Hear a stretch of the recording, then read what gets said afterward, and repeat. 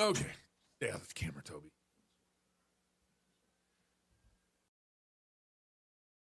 Hey, y'all. Welcome to Cross Politics. Toby finally got out of my way.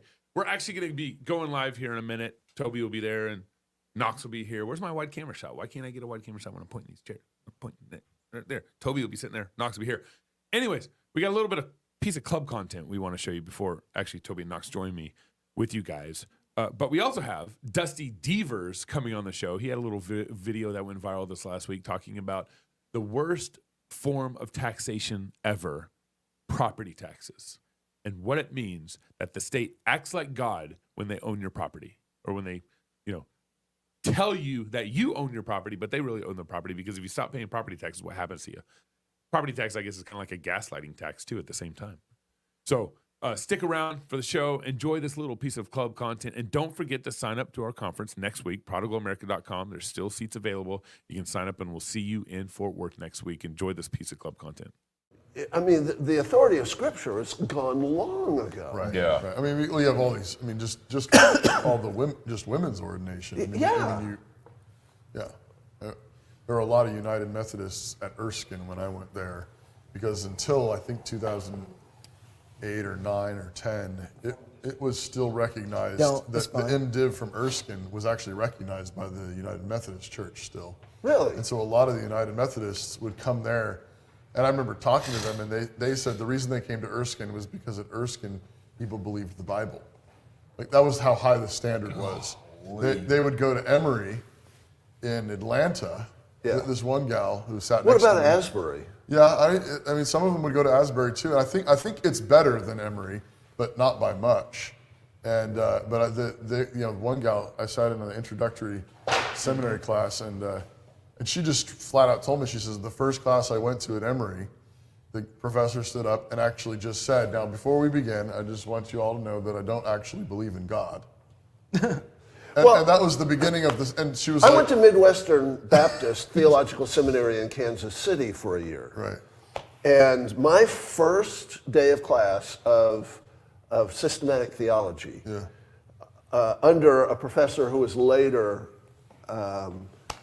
arrested and put into prison eventually for child molestation. But anyway, on the first day, the first class, he took a Bible and he kicked it out the door, and he said, now we're done with that. Let's do some serious theology. Wow. Yeah, now you know what you're... With what? With what? Yeah, exactly. Well, what book did he replace it with? Well, it was all Schleiermacher and Bultmann and Kuhlman and all of that kind of stuff. But still, wasn't their working premise this, regardless if they disagree with it or not? Wasn't that, Well, you had to know that? I mean, of course, that's a great Doug Wilson argument, but they're not presuppositional enough to even understand that. So the thing I love about... Epistemologically unconscious. Are we ready to get started? Because this is starting. We've already started. We're already going. It's gone. It's been going, It's been going. We started. We don't start. We just go. No, you mentioned history a minute ago, and the fact that this is repeated over and over and over again. Right. The same story, SBC, PCA, United Methodist Church, whatever we're talking about. I mean, this is, same song, 20th verse, or whatever verse we're on. 534th verse. Yeah, okay. I mean, this is just as I am at the end of a Billy Graham. We're just going and going and going. Are we really saved now? No. But one of the things I love about your work is the fact that you have spent so much time in history, so you have that perspective. I know one of your heroes, maybe capital H hero, is Thomas Chalmers. Who? Thomas Chalmers. Thomas Chalmers. Okay. I heard that part, Okay. but who? For Knox. Please. It's always, and by the way, it's always for Knox. It's always. No, that's not true. But why Chalmers? Well, Thomas Chalmers was a Scottish reformer, thinker, pastor, educator, author. I'm already in. I love John Knox. Yeah, right. He lived from the end of the 18th century through the middle of the 19th century. So, 200 years ago, He was responsible for the establishment of the Free Church of Scotland. They went through this long struggle, like what we're seeing in so many of our denominations today, over moderatism is what they called it, versus evangelicalism. So the struggle was intense. Chalmers was the moderator of the General Assembly of the Church of Scotland. He was the greatest preacher, according to Spurgeon, of that age. In fact, Spurgeon called him the greatest preacher since the Apostle Paul. Wow. So Spurgeon didn't have everything right, though. He didn't have baptism right. So well, he did not speak ex cathedra. two witnesses. He did not speak That's an ex amazing cathedra. comment, though. Yeah. But it is. So he was this really remarkable, incredibly articulate preacher. He was the mentor for people like Robert Murray McCheyne and the Bonar brothers, and he was largely responsible for the start of the Bible Society movement of the 19th century, as well as the greatest influence on the world missions movement and creation of mission societies and so forth. He was best known in his early years for espousing jurisdictionalism based on biblical covenantal theology, jurisdictionalism in the culture, meaning that he wanted to see a clear separation between what the state was responsible for, what the family was responsible for, and what the church was responsible for. Well, a generation before. I was going to say, he's pre-Kuyperian, right? Yeah, a generation before Kuyper. And in fact, one of the men who was most influential in Kuyper's thinking was a close friend of Chalmers, Merle d'Aubigné. Okay. So, but what really drove this for Chalmers was at that time, the Industrial Revolution was taking place, and you were starting to have this radical urbanization. In Scotland and England, you were starting to have the displacement of all of the agricultural workers and the crofters in the countryside. So they were crowding into tenements, and Chalmers believed that the whole approach of the government to try and deal with this intense, what became multi-generational poverty. Wow. Wanted, young men to rebuild Western civilization. Must be unafraid of pain, blisters, intellectual rigor, and a lifetime of long shifts with swords and shovels, digging ditches, repelling invaders, and reading stacks of books taller than their fathers. Must be impervious to manipulative women of all sorts, giggling virgins, cyber skanks, and even full cauldrons of Karens or hand-wringing clergy, but always seeking to hear and heed the words of Lady Wisdom. Immune to the leadership of hypocrites and LARPing online masculinitods, unaffected by abusive authorities, petty professors, and all brokers of official respectability. Willing to hoist the Jolly Roger and Johnny Cash's favorite finger whenever faced with idolatry. Long-suffering joy and determination required. Must be willing to dwell among the tombs and graves of the long dead, seeking truths that cannot die. Exhaustion guaranteed. Conflict guaranteed. Mortality guaranteed. New St. Andrew's College. Liberal arts for the undaunted. The American church really is gay. Are you asking me out on a date? Effeminate. The Bible appears more to whisper when it comes to sexual sin. Shallow. I said, I want the African American 7. And full of cowardly leaders. Are we going to keep bickering over secondary issues? America desperately needs to return to the Father.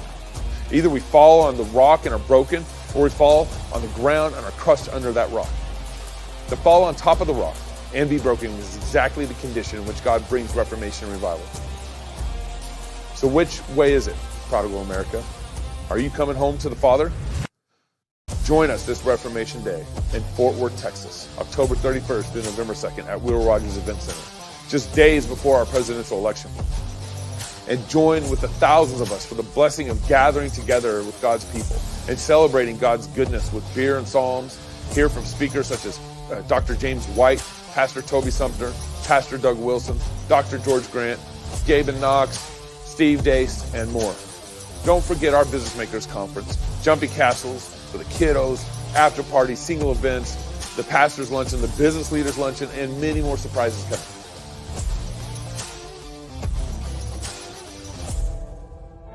America has squandered her inheritance far too long. It's time she repents and returns home to her Father. Fight, Laugh, Feast presents Prodigal America.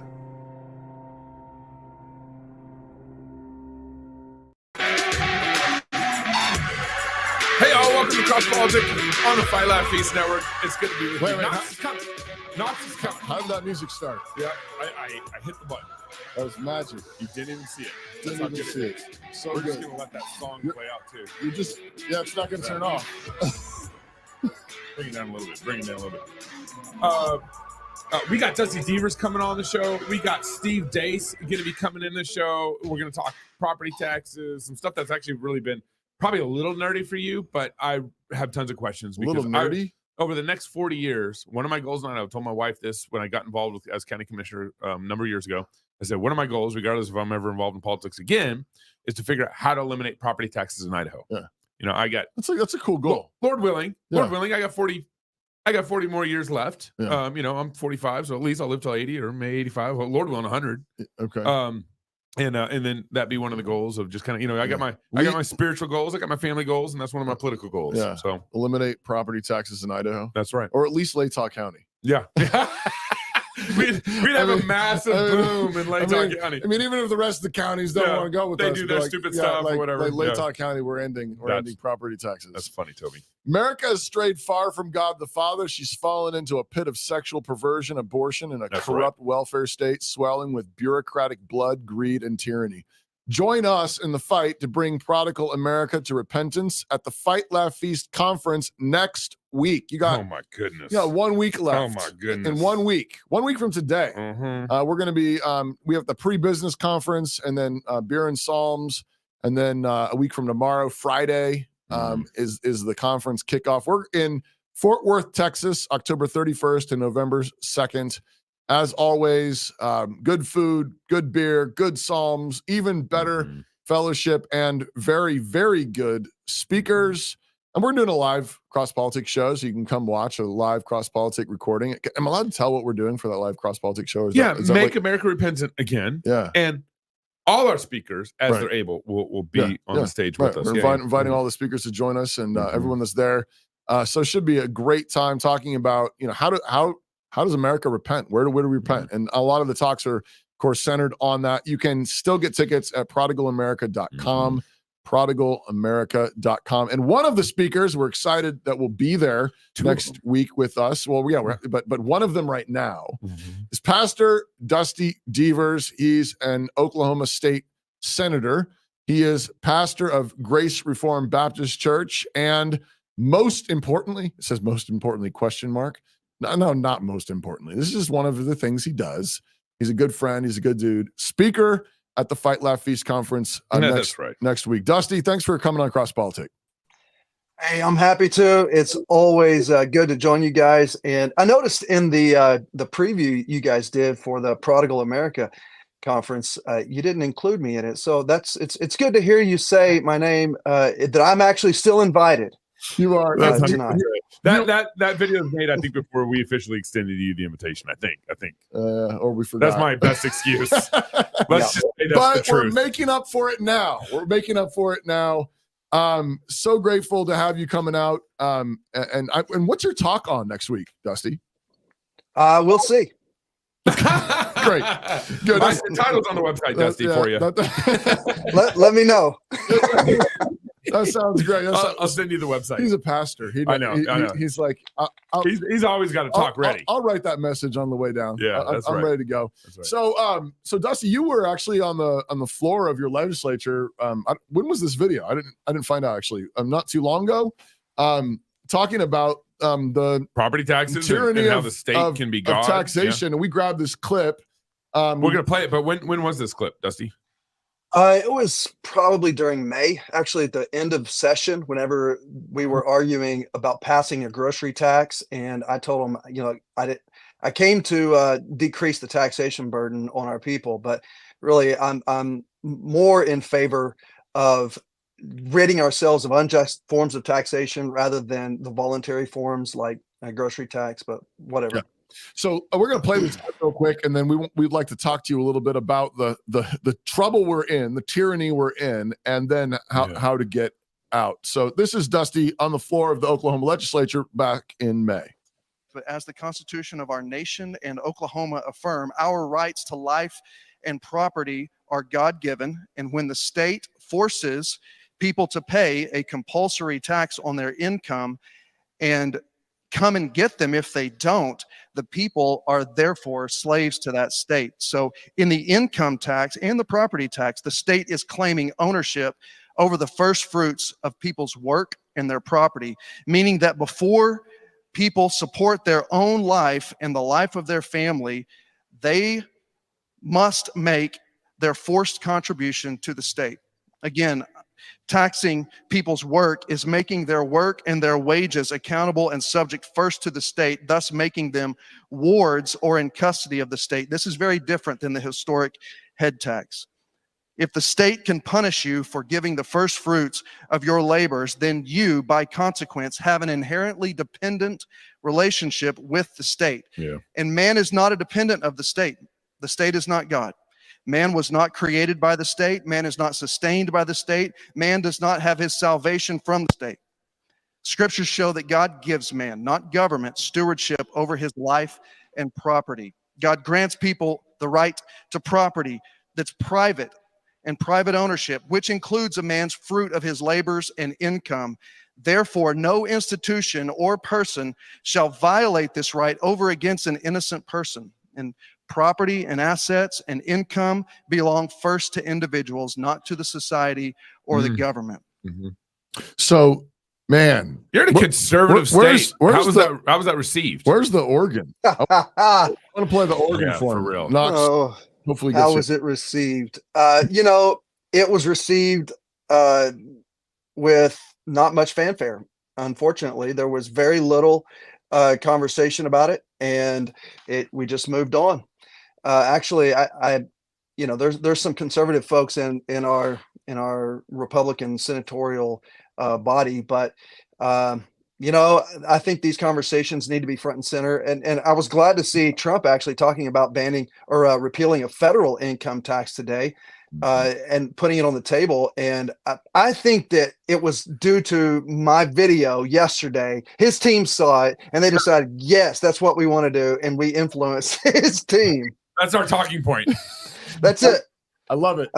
I'm going with it. Yeah. Dusty, a property tax is, to me, it's the most wicked property tax that's assessed to us. It's kind of a gaslighting tax in the sense that they say you own your property, but just, try not paying property tax and see who really owns your property. Mm-hmm. But it's also probably one of the taxes that has the most grip on legislators, and I would probably say even the citizens, because at least in Idaho, 50% of our property taxes go to public schools. Yeah. And so if you go into the state and argue, hey, we need to eliminate property taxes, you're stepping on all sorts of idols. Right. Like you're stepping on the property tax idol, which, by this way, one of the strongest lobbyist organizations, at least in the state of Idaho, is your city and county lobbying organization. Right. And they will run campaigns against you. They got money. Yeah. And they want property taxes. But it's like you're taking money away from kids to get an education. That's second. And then what's the other biggest lobbying organization probably down in Boise? The union, the education union. Right. Right. So your county city union or a lobbyist organization, then the education union in Idaho, both very powerful. And so you just got so many factors going against you with eliminating property taxes. Where do you even begin? Well, it's very tough, and there are a lot of layers that go into repealing a property tax. And the first is you have to come to a principled position that people's property is their own. The Constitution affirms what God's word says, and it says that people have the right to life, liberty, and property, and the government does not give them those rights. We acknowledge this fact in our Declaration of Independence, in our Constitution. The fact is that God gives us these rights. God gives us the right to ownership, the right to not have our things stolen from us when we possess them. But through this form of taxation, we have incrementally gone to a place where I think our founding fathers knew where we would end up if we allowed this form of tyranny to come in, but we haven't fought back against it. And now we have dug such a deep hole that people are going to get blister after blister. They're going to break their backs trying to climb out of it. And it's people like us who have to start digging with, doing the first groundwork on it. And Lord willing, we'll have the right to our property not usurped from us by these tyrants. So, Dusty, obvious question comes. So, but how do you pay for the if you get rid of property tax, how do you pay for public schools? How do you pay for the schools? How do you pay for the cops? How do you pay for roads? How do you pay for state services? What's the answer you give when people ask that? Yeah, there's a whole lot of layers to that. So infrastructure or roads and bridges, etc., is used as one of the justifications for compulsory or forced taxation. And we always have to remind people that, like you said earlier, if you don't pay your taxes, your property taxes, some places it depends on the timing, but it could be 3 years, it could be sooner. They can take your property from you. This is legalized theft. And so this infrastructure is used for this justification. But at the federal level, only 2 to 4% of the federal budget is made of infrastructure and roads. And at that level, you've got multiple layers, not just with your city and your county, but you have state, and then the Army Corps of Engineers has some maintenance. But then you also have private property or private roads and companies that have some, but they can take ownership back over. So,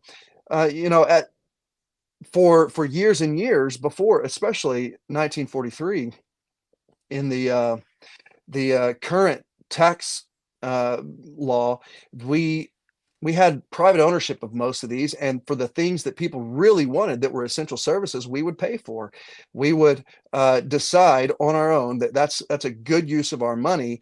And whenever we have really a private business owner situation or arrangement, you're going to get far greater efficiency and proficiency that will produce our roads and bridges and will cause people to pay for infrastructure at a rate that they enjoy. Now, right now, we have all these government-owned roads, and we are still being taxed on top of it in toll roads. So, yeah. That's just part of it on the infrastructure, but it is a vast overreach, and a small portion is from it. And if you give them an inch, they will take a mile. And the majority of federal spending is not spent on services like roads and police and firefighters. But on a local level, yes, there are different levels that people pay of their property tax. There's also ad valorem tax that pays for other aspects of these essential services. But there are ways to get around and have a much better product than the government paying for these services. You said in the video when you were speaking on the floor of the Oklahoma legislature, you mentioned the head tax as a more biblical way of taxation. Can you explain that for us?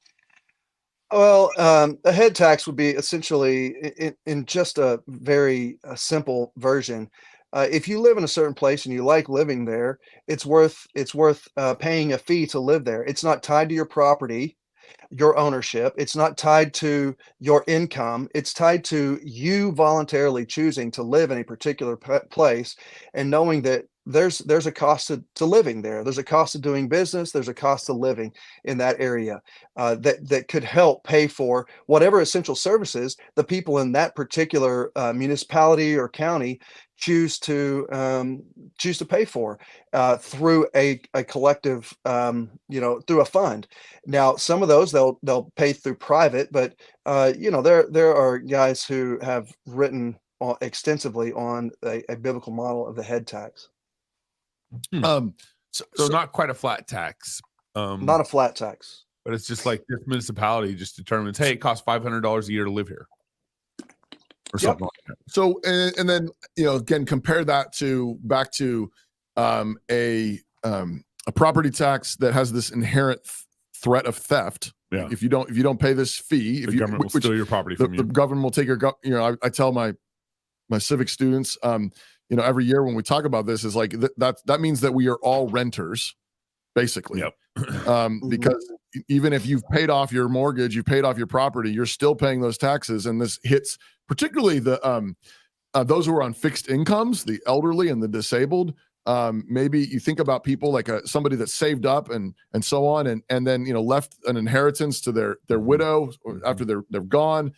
It really it puts them in a hard place, because if you want property values are going up, well, then your property taxes are going up. Yeah. And if you're on a fixed income, you are eventually, a lot of the elderly are priced out of their own properties that they paid for and worked for, which is really wicked, especially to do to our fathers and our grandfathers and our great grandfathers. We ought to be honoring them and protecting their investments, not stealing their investments from them. But what happens in a scenario with the head tax if somebody moves in an area and then doesn't pay their head tax? Yeah, they would just lose access to certain essential services, and they would have to pay for them on their own. I mean, we do this to a degree with insurance right now. Okay. So we can do this, and really, you got to think about. You brought up a really good point, and I'd like to circle back to it. The real aim of compulsory taxation, where the individual becomes a ward, a custodian of the state, Right. you are bringing in another form of slavery that Right. we have just accepted. It's not the real aim of compulsory taxation is not roads and infrastructure and all those things. It's the consolidation of state power, and trillions of dollars fund bloated bureaucracies and serve state interests, not the people's interest. And whenever you look for forever, local governance and voluntary contributions have historically maintained infrastructure very effectively. Now, when you look at what our tax code and there's broader arrangements are doing to people, is you brought up the elderly and even passing down an inheritance.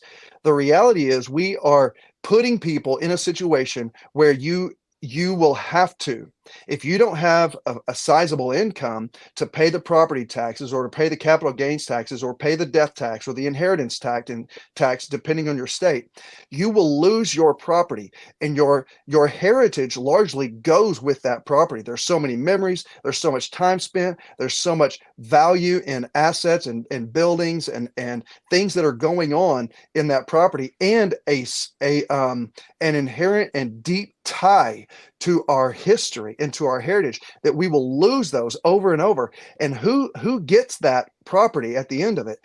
Well, sometimes you'll have a buyer who can come in and get them, but oftentimes the city or the state or someone in the government is going to take over, because maybe often that's just how it happens.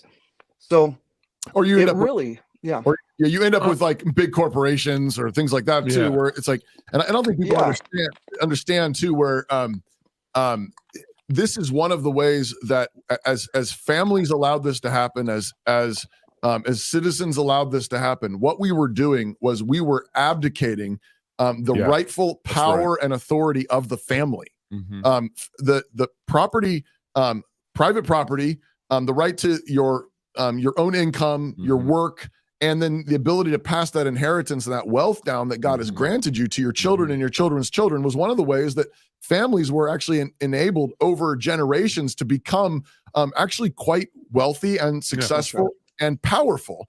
And that is actually a check on civil government. Let me speak to that too. Go ahead. Because you're right. It's oftentimes these big corporations that will come in, and guess what? Most of those big corporations are using to buy up the land. They're using your tax dollars through a redistribution of wealth because of economic development. They are getting stipends or interest, or they're getting these special arrangements from their state to go in and put in what they deem as essential jobs, and they get your tax dollars to buy what you couldn't afford, or to really gobble up what you couldn't afford to keep because you were being taxed for it. Right. Exactly. Yeah. There's opportunity costs that people are oftentimes hard to see, but there's all kinds of ways that we're being taxed to kingdom come, and we're getting taxed federally, we're getting taxed statewide, we're getting taxed inheritance, we're getting tax, sales tax, we're getting and people have done studies of like what the actual rates are if you add it all up. It's insane, and the opportunity costs are enormous. What we could be spending that money on to build Christian schools, to build churches. That's right. To care for our better neighbors, provide for your family, to provide for your elderly parents and grandparents, and build businesses. It's pretty insane. But rather, you're exactly right, Dusty. What we've allowed, the system we've allowed to happen is that the government taxes us, and then they're picking the winners and losers by their subsidies, by their tax breaks or whatever. In the name of economic development, but it's all getting funneled through them, which is just inherently inefficient. But again, there's a lot of it doesn't allow for the creativity of human beings to flourish. It doesn't allow people to take. And the government ain't creative. No, they're not. This is a very important point. That when we have a wealth redistribution, it destroys incentive and it destroys innovation. And our current tax system is heavily geared toward wealth redistribution that punishes success and productivity. And this punishment weakens the incentive to work or to innovate, to really work harder and to produce for your family. And as the fruits of your labor come up, there is more confiscation by the state. So taxation discourages wealth creation, and ultimately it makes the society poorer by disincentivizing productivity.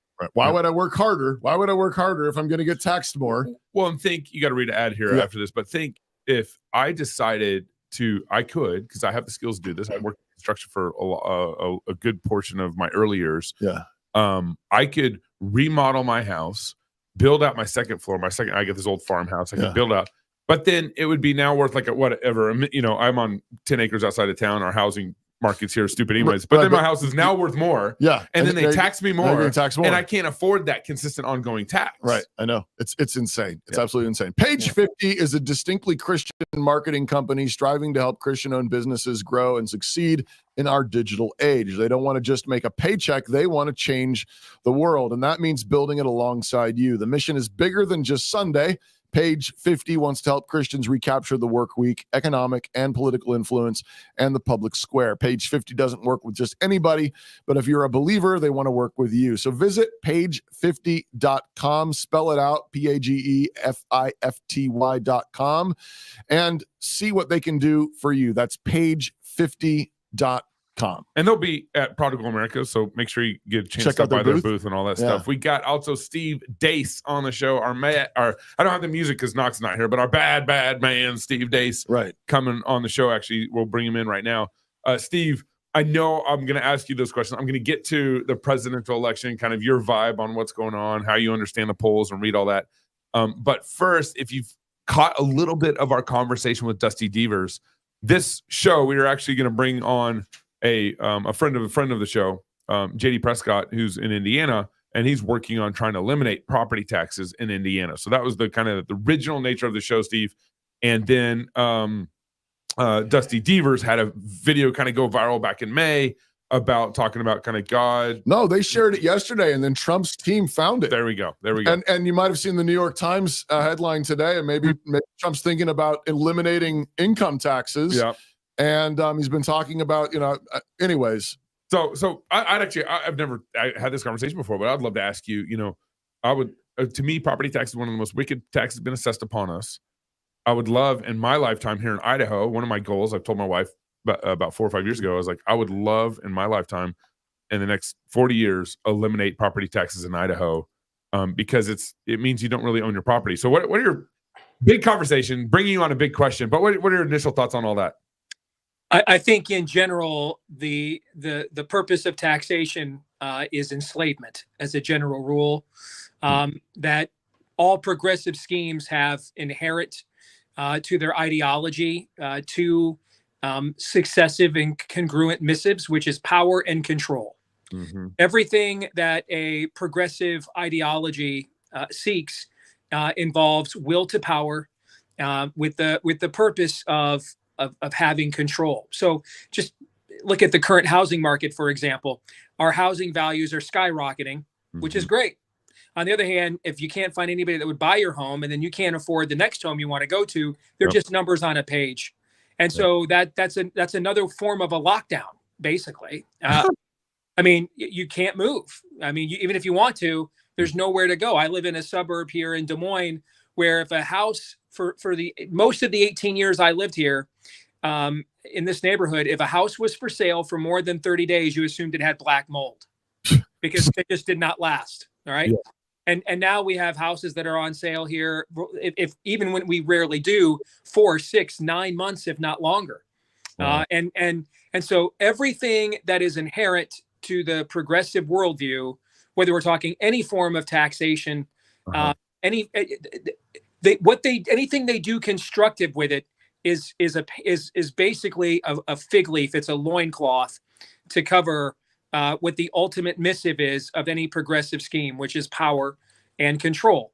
The reason why we have a progressive income tax system is because it's an idea. It helps to pit groups against people against one another. No. Opposed to just do what the Lord did in Israel. Everybody pays 10%. Now 10% for Boaz was a lot more than the 10% the widow might paid, but it was the same rate that everybody paid.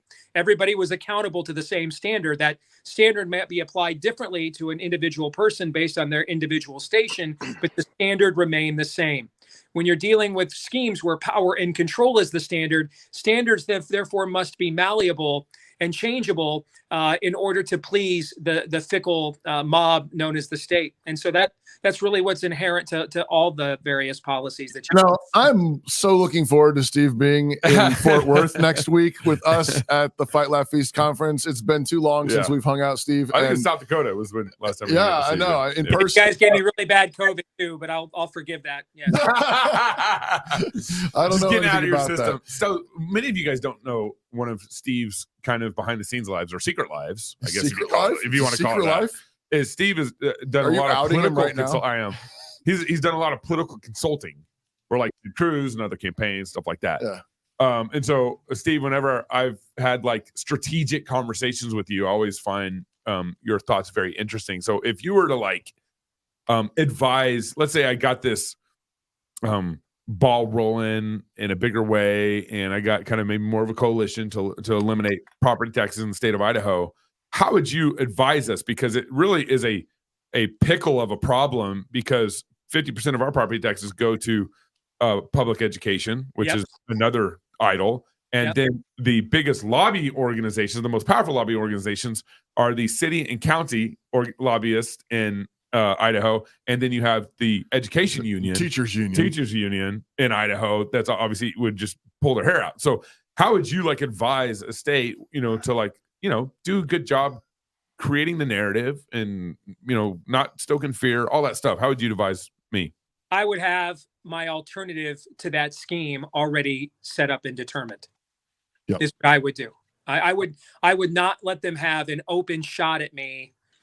Because what they want to argue, Gabe, they want to argue you hate the kids.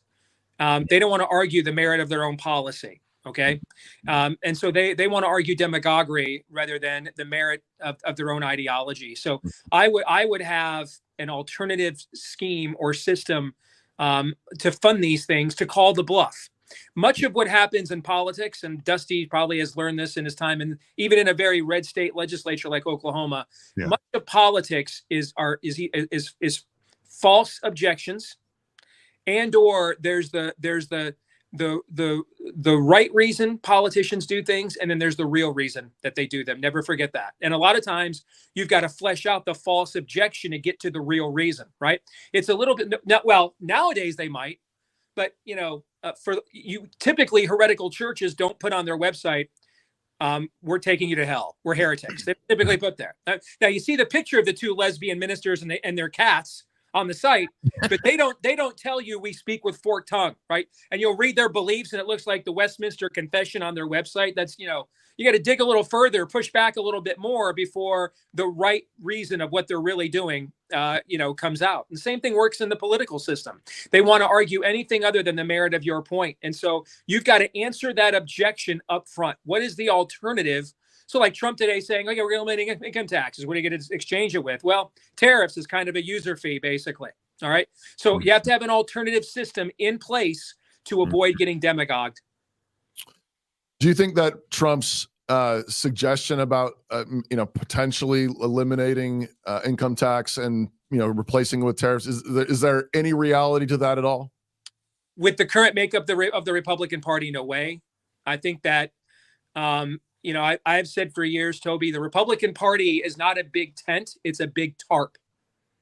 Okay, tents have stakes in the ground, right? And they wobble in between the stakes, right? But there's cornerstones. Okay, this is a tarp. What's a tarp? Go to a ball game, right? It starts raining. You want to protect the field from the rain, so you put this temporary structure over the top of it. It's a temporary structure, and then when the rain is done and it's clear again, you roll the tarp back. And so what the Republican Party is it's a coalition of people that are it's Yalta into perpetuity. All right. So we've got Churchill, who was Labor and Tory. We've got FDR who's patriotic but wanted to stack the court, and you got Stalin, who's a friggin' who puts the X in Marxist, right? Okay. Right. And they come together because they've got a common enemy named Adolf. All right. But when that enemy is gone, and now they have to figure out how are we going to live here in Western civilization together, they spend the next 60 years pointing their intercontinental ballistic missiles at one another. Okay. And that's what the Republican Party is. It's an alliance of people who don't want to be communists. But the problem is they don't know what they want to be instead, or even more likely, they can't agree on it. All right. Yeah. So you have some people who just want to be corporatists, some people who are neoconservatives, some people who are paleoconservatives, some people who are libertarians, some people who are Christofascists. Okay. And I mean that as a term of endearment for present company. Okay. So, you can't get these people to agree on how to govern. And that's why the thing often falls apart when the Republican Party gains power. So, so here we are, 10 days. What are we out from election day? Well, so our conference is now 6 days. No, it's going on right now. Every state in the union is voting right now. Many battleground states have 25-30% of their vote already in, but yeah. Wow. So what's your feeling take, on the polls, Steve, on the, and then Dusty, I got the same follow-up question with you on Trump versus Harris. If I wasn't painfully aware of the machinery they have lurking underneath the surface there, I'd have a hard time containing my enthusiasm. Okay. I think Trump is winning on narrative, enthusiasm, and environment. Underneath that, we have a certain piece of machinery, and you guys know I love my sports analogies. Yeah. So right now, I'm where I was at with my Wolverines heading into the 2021 Ohio State game. Okay, we lost 20 years in a row to those sons of gun. Okay, and I watched that team, and it was a different team. We had learned some lessons, but until I saw them actually could go out on the field and beat those guys in scarlet and gray, I needed to see it to believe it. Even though it was clear this was different and better than the other teams we sent against them. And so Trump is clearly polling ahead of anywhere he ever has. For better or for worse, and guys like Dusty, who are Republicans in elected office, they'll have to clean up this mess and figure out what it means moving forward. But Trump has expanded his base, and that's why he's polling ahead of the GOP. He has expanded his base to disaffected Democrats and old school liberals. Basically, Trump represents New York City of the 1980s and 90s. Our worldview is not ascendant, but it's also not imprisoned either. A David Wilkerson can preach the gospel at a church right there on Times Square, and a white guy named Rudy Giuliani can beat a black incumbent mayor on crime and punishment, and there aren't race riots. And it's enough of a melting pot where at least we're in the arena of ideas competing there. And what Kamala and Tampon Tim represent is Minneapolis and San Francisco of 2024. Where the e pluribus unum is dead, the social compact is killed. We trashed it. They trashed it on purpose. And our worldview is targeted for extinction. And I think that whatever is left of the old liberal left, hardcore civil libertarians that kind of emerged, we saw and aligned with people like us during COVID, have now absorbed into Trump's coalition. And I think it's destabilized the Kamala Harris campaign, not to mention the fact she just sucks as a candidate. So Steve, just real quick, so I'm mindful of your time. How many minutes or how long do you have with us, Steve? I've got another 10 or 15. Okay, great. Dusty, I went and voted today, and I got my paper ballot, marked out the ovals, and then went over to shove it into the machine. So you actually put it in the machine, and the machine reads it and tallies the votes. Right. I asked the poll watchers who don't know, they're just there to volunteer, they're poll watching kind of thing. I asked them, the woman standing by the machine, guarding it. I said, I put my ballot in this machine. I was like, how do I know the machine read my results correctly? And she's like, she's like, what? And she's surprised at my question. I was like, how do I know the machine's actually tallying what I did correctly and not taking my vote and putting it towards Kamala? And she calls her other poll watcher pal over, and I asked him the same question. He's like, what? Kind of leans in. I'm like, how do I know the machine? It's a magic machine, Gabe. It's a magic machine. It always works. And I had no intention of asking these questions. I just went over there and I just thought of it. I was like, oh, wait, this machine. Anyways, so they said they didn't know, which wasn't surprising to me. But they said, basically, you just need to trust the machine. Yeah. I don't get a receipt I don't even get a receipt that says, oh, you voted for, Trump in this local election and this local election or whatever. Yeah. I didn't even get that. It's gone. And so I walked out and they're just feeling so uneasy about the whole situation. So Dusty, I know voter laws and everything's been super contentious. You're in Oklahoma, you're in a conservative state, but still, I'm in a conservative state and it's still weird.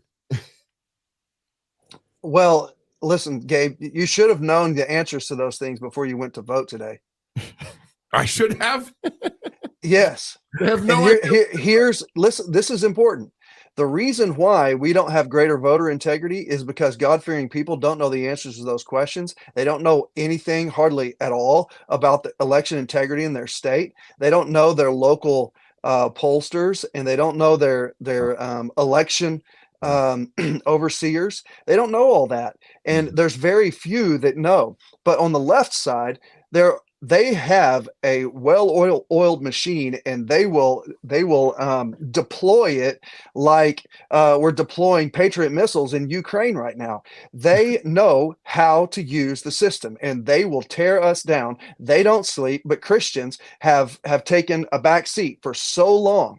And this is I'm just using you as an example. I know you're a big boy, and you can put your big boy pants on and take the shot that I had across your bow. But that's just the truth, And everything that Steve said, Steve, it's good to meet you finally. Yeah, everything he said is right on point, but I think who's going to win? Well, look, if we had election integrity, if we didn't have a regime that had no holds barred view of elections and who don't care about the law. Clearly, they've done everything to prove they don't care about law. They are the law. They are the lex, and they are going to make the rex. And so, they are the rex, and they are going to make the lex.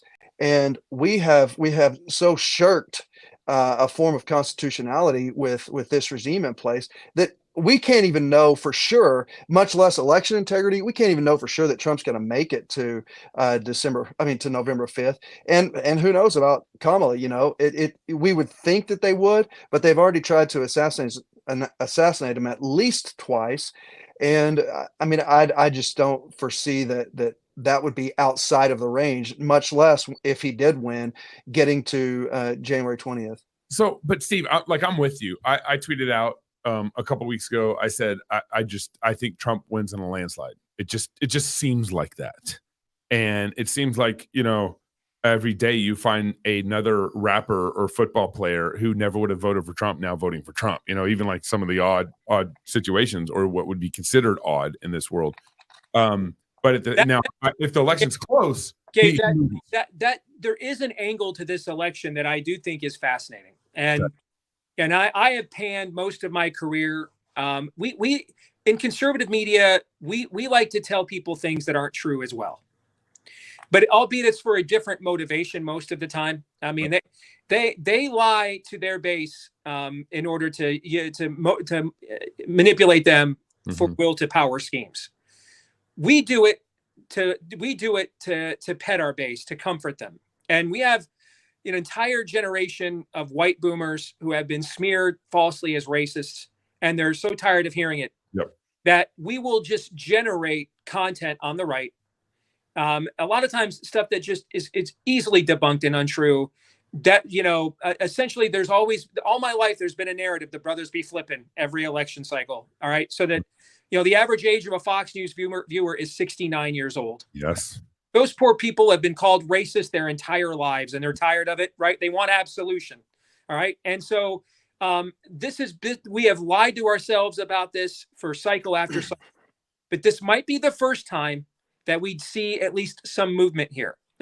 I do think in the data that I have seen, and then just what I see with anecdotally to kind of confirm that within the zeitgeist, what you were referencing there in general, I do think within the Black and Hispanic community, there is, within the men of those communities, they have reached a fed up point with what I call, and is often referred to as Yas Queen culture.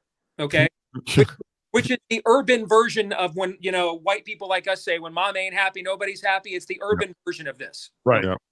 And I do think the final straw is putting an absolute nitwit, as Mel Gibson said a half an hour ago, with the IQ of a lamppost, who cannot ink her way out of a paper bag, basically slept her way the oldest possible profession to get into this gig in the first place.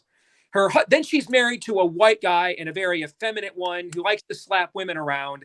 Yeah. And if you've been told, if you are a Black man or a Hispanic man, and you have been told for the last generation, you're already a generation ahead of white America on the matriarchy. We're catching up, but they're a generation ahead. And I me, I've said for years, the only thing worse than the patriarchy is going to be the matriarchy. Just wait and see. Okay. Right. And I think if you've been looking for your moment to plant your flag and say, heck no more of this. Okay. This is the bridge too far. I think she presents it. And I do think it is possible, particularly among, younger Black men and Hispanic men who are on their second generation of living here and view themselves more as Americans now than people of the country that their previous generation came here from. I do sense a backlash there. And I think they sense it too. They're afraid. And they're trying to pull out all the stops to keep that kind of group in line. You had Obama come out and just try to shame these folks about a week ago. And I do think that you may see, I think it's possible the number of Hispanics that Trump ends up with on election night begins with the number 4. I it's possible the amount of Black men that Donald Trump ends up with on election night begins with the number 2. And I think that's an added component to this election that I just think, and the kind of the secular analogy I would draw is, if you guys remember the movie Boys in the Hood from 30 years ago. Oh, yeah. Boys in the Hood is about this. Lawrence Fishburne plays a Black father, divorced, and the single mom of his son wants to keep him away and grow him up to be like her. And he can't get in to make him, into a man. And finally works his way into his son's life. And much of the movie is about what happens with a generation without masculine role models. And I just think someone who's more Indian than African-American, someone who's married a really effeminate white guy, someone with the IQ of a gnat after you've smacked it off your arm. I think that there is a matriarchal backlash is going to occur in this election. I do. Interesting. Kamala just seems too all your analogies are cracking me up, but it's just like the worst. I don't know, like every red-blooded young man you know, I think of like 8th grade or 9th grade, and there was this one lady teacher Yes. that everybody hated, who Yes. just like the way she talked at you, you just Yes. like, you felt like everything in your body like boiled against like the way she was condescending to you. And it feels like that's the Democratic nominee. 100%. 100%. Agreed. Hey, can I talk about a group that we haven't spoken about, and I think it's going to affect the poll results to a degree. There's a Gallup report that came out in June. It showed a slight uptick of pro-abortion sentiment since the overturn of Roe versus Wade. But from that report, it says this, quote, "The shift toward more public support for abortion rights has occurred exclusively among Democrats, while the views of Republicans and independents are statistically unchanged." So they have, the Democrats have shored up their base. They've added on more voters. But what's happening, though, on the Republican side is that in 2020, Gallup reported that 61.3% of Christians were voting, but in 2024, they're projecting that only 50% of Christians will vote. That's a major change. And what Gallup is saying, and what I agree with them, is that the liberalizing of the platform on abortion is disincentivizing the bulwark of the Republican Party, which is the evangelical base. And if we liberalize it, not only it disincentivizes them, but it moves the base, and you end up with something that Steve talked about just a second ago. He's saying somebody's gonna have to mop up and clean up the problem with what's happened to our platform after the fact. And that's a real issue. If you remove Christian morality from the party platform and then proudly liberalize on these issues that matter most to Christians, and then be upset at them for not being enthusiastic about political engagement, well, who's got the problem here? So Republicans can't win without Christians.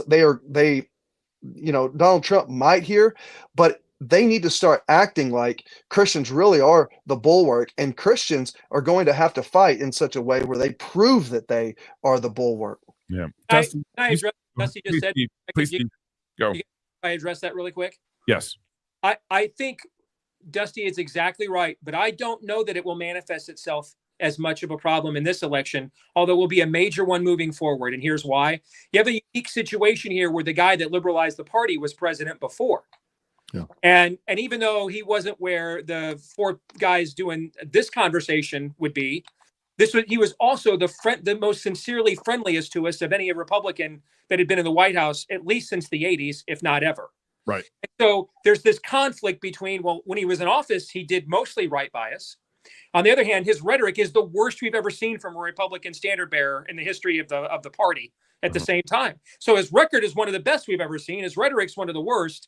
And then they nominate, the daughter of Marxists, who's, I'd call her dumber than a box of rocks, but somewhere within the 9 realms of the Marvel Cinematic Universe are probably some sentient rocks, and I don't want to insult them.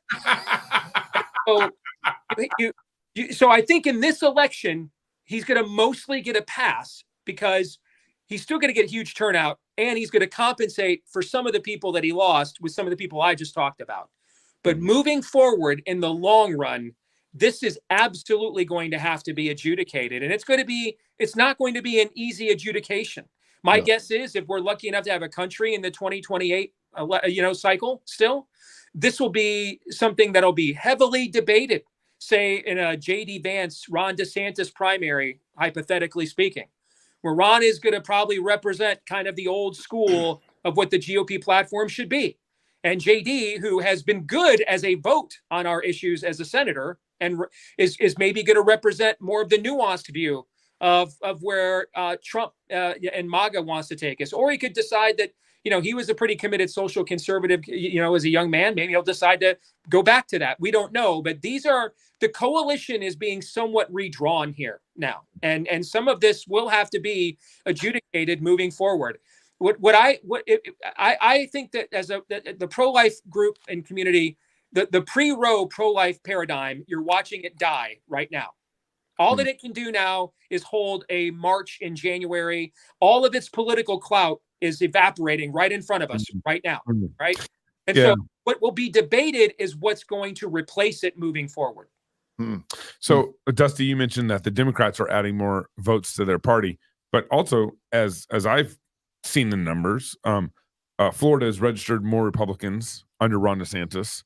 Pennsylvania, apparently, this last couple months, or this last 6 months, Pennsylvania, I think, has had a surge in Republicans registering for as a voter. And AZ, Arizona, Charlie Kirk, I think, has done a great job in Arizona, adding more votes. Am I reading some of these things wrong? No, I was particularly talking about abortion voting. Okay, thank you. Yeah. So, but how would you read some of these, excluding Florida, but Arizona and PA, if they're got more registered voters, especially on the conservative side, in these states? How would you read that as it relates to a Trump victory on November 5th? Well, if Trump brought them in with his rhetoric, then you would expect them to vote alongside him. I don't think that they would not vote for Trump. I mean, it just doesn't make sense. If the growth of the Republican Party is particularly in these states is due to the Trump team and their ground game, then of course I would expect them to vote more on that along his lines. But what I'm saying is, for those Christians who are strongly pro-life, what Barna is showing is that we aren't seeing an uptick of more of those voters. We aren't seeing those voters actually mobilized either, and that's part of the fundamental job of a candidate. But what Trump has done is not energize the historic base of the Republican Party. He's shifted the center of the base to the left. Steve, I know you probably got one question left before you got to go. I guess I got a question. Can I interject? Sure, go ahead. I want to ask both of you. Maybe this can be just a final question for both of you. Because I know Dusty's got to go too. Yeah, so. I got to go, Gabe. I got dinner, man. So given the state of the Republican Party, this ties in maybe with what we were talking about earlier, and was just with like taxation, even thinking about like not being statists. Thinking about the fact that we have our rights from God. That means that our property belongs to us, our income belongs to us.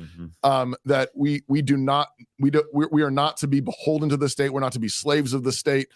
Which again is all of this is tied up together. Which you talk about this coalition of Republicans. What are we? We're not flaming commies. I think that's sort of like the one thing we have in common.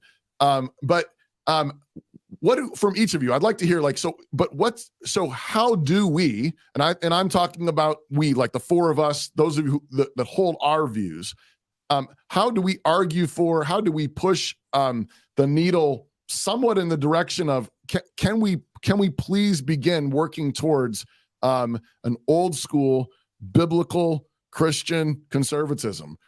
Let me answer that. Let me answer that first because I got to go and. No. My answer will actually set Dusty up. Okay. Ultimately, Washington, D.C. is the capital in the Hunger Games. It's District 1. At this point, you're just trying to throw as many Katniss Everdeen's at President Snow as you possibly can. Okay. So he doesn't run you over.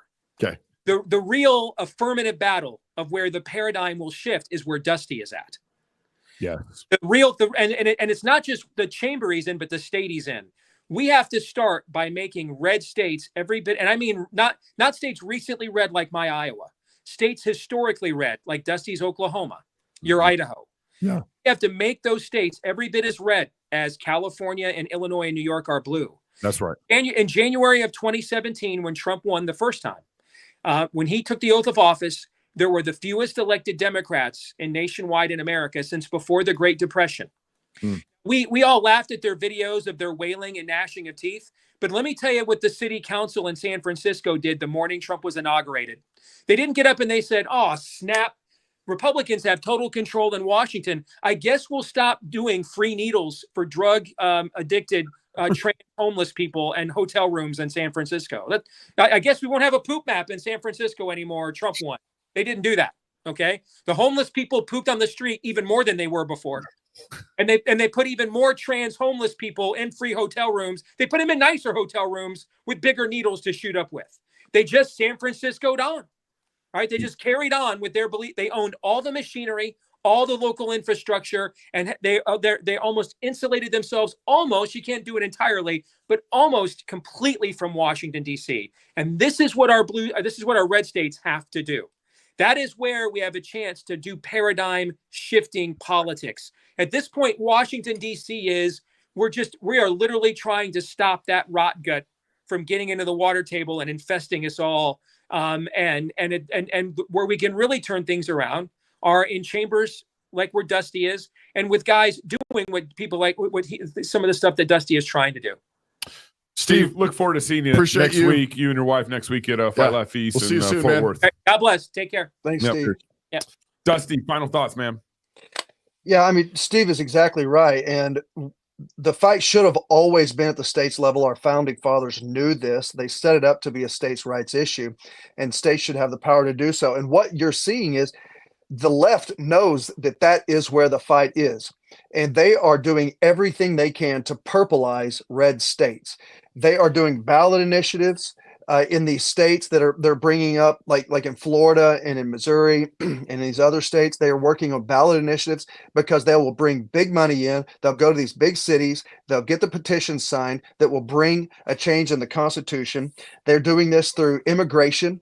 And dropping in people from the border. They're doing it through campaign funding for these various candidates who are willing to take money and then do some of the bidding. They're doing it through running laws that will incentivize them. They're doing it through ballot, not just ballot initiatives, but voting work that they're doing. And they're doing it through economic development and tax incentives.